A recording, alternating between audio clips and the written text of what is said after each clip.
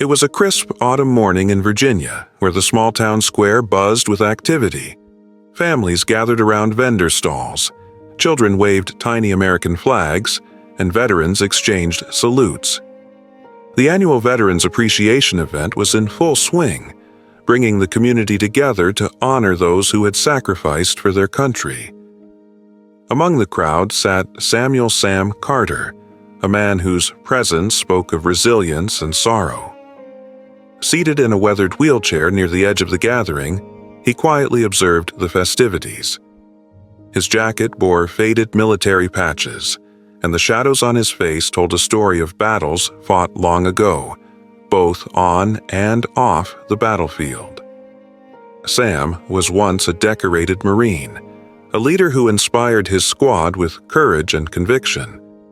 But the man who had faced life's greatest challenges now wrestled with the quiet struggles of day-to-day survival. Growing up in rural Ohio, Sam had dreamed of a life beyond the confines of his small town.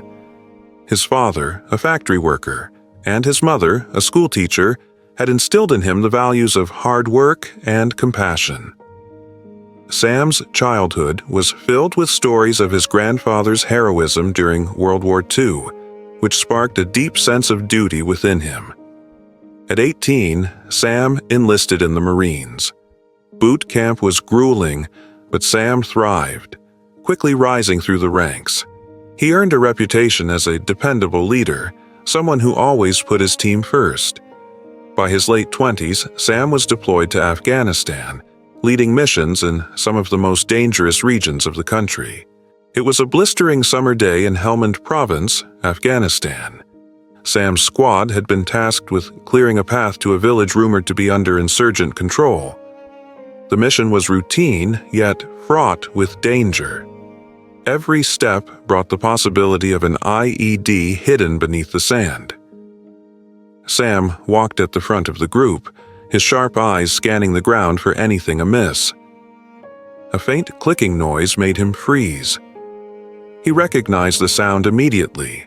It was a pressure plate. "IED!" he shouted, pushing the soldier behind him to safety. The explosion was deafening. The blast sent Sam flying backward, his world consumed by heat and chaos. When the dust settled, he felt an unbearable pain in his legs. His right leg was mangled, and his left was peppered with shrapnel. Blood soaked the ground beneath him. "Stay with us, Captain," one of his men shouted as they secured the area and carried him to safety. Despite the pain, Sam maintained his composure, giving orders to ensure the squad's safety. Back at the base, the medics worked tirelessly to stabilize him. Hours later, a surgeon informed him that his right leg would need to be amputated. Sam's military career was over. Returning to the United States, Sam's life became a different kind of battlefield. Physical therapy was grueling, and the prosthetic leg provided to him was outdated and uncomfortable. Each step reminded him of what he had lost. Financially, the challenges were immense. Despite his decorated service, employers viewed his disability as a liability. Medical bills piled up, and his small disability pension barely covered his needs. The sense of purpose he once had was replaced by the weight of survival. Sam's spirit remained unbroken, but the cracks were visible. He took on odd jobs, repairing old appliances for neighbors, and volunteered at a local veterans center, mentoring younger soldiers. Yet, at night, he often sat alone, haunted by the memory of that fateful day in Helmand.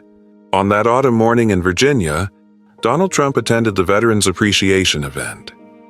Known for his support of veterans, Trump mingled with attendees, shaking hands and posing for pictures. As he moved through the crowd, his attention was drawn to Sam, who sat quietly at the edge of the square. Trump, flanked by his security team, approached the wheelchair-bound Marine. "Excuse me," Trump said, his voice cutting through the hum of conversation. "Mind if I sit with you?" Sam looked up, surprised. "Of course," he replied. "I'm Donald Trump," Trump said, extending a hand.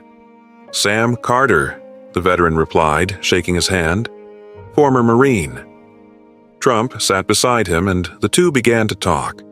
Sam shared his story from his days as a Marine to the struggles he faced after his injury. His voice carried no bitterness, only quiet resilience. "You've been through more than most people can imagine," Trump said, visibly moved. "What do you need right now to make things better?" Sam hesitated before answering. "I've been saving for a new prosthetic leg. The one I have now, it's outdated and painful. But the ones I need, they're expensive." Trump's expression hardened with determination. "We're going to fix this," he said. "You've given so much for this country. Now it's time for this country to give back." True to his word, Trump immediately arranged for Sam to meet with one of the nation's leading prosthetic specialists. Over the next few weeks, Sam underwent fittings for a state-of-the-art prosthetic leg. The process was life-changing. The day Sam stood up unaided for the first time in years was met with cheers. Trump, who had flown in to witness the moment, clapped him on the shoulder. "You're back on your feet, literally," he said with a grin. During their conversations, Trump learned about Sam's dream of starting a workshop for veterans, a place where they could learn practical skills and rebuild their confidence. Inspired, Trump provided the funding needed to bring the vision to life. Within weeks, the workshop opened its doors. Veterans from across the state came to learn skills like woodworking and appliance repair. The space became more than a workshop. It became a sanctuary of camaraderie and hope. Months later, a ceremony was held to honor Sam and the success of the workshop. Trump, the keynote speaker, addressed the crowd with passion. "Sam Carter is a true American hero," he said. "He fought for this country, and now he's fighting for his fellow veterans. This workshop is proof of what we can achieve when we come together." As the crowd erupted into applause, Sam stood with his family by his side. His wife wiped away tears, and his young son looked up at him with pride. Sam reflected on his journey, from the battlefield to the wheelchair, and now to standing tall as a leader. He realized that the struggles he had faced were not the end of his story, but the beginning of a new chapter. Sometimes all it takes is one person to believe in you. Donald Trump didn't just help me walk again. He helped me stand tall in every sense of the word.